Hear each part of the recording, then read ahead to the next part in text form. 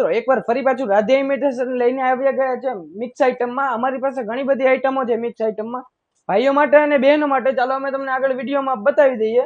અમારી પાસે આ રીતનો ભાઈઓ માટેનો ચેન છે, તમે જોઈ શકો છો. અમારી પાસે બીજો હજી એક ચેન છે આ રીતનો. અમારી પાસે ચેનમાં ઘણી બધી વેરાયટી મળી જશે. આ રીતના ડમરૂ વાળો ચેન જોતો હશે ડાયમંડમાં તો પણ તમને મળી જશે.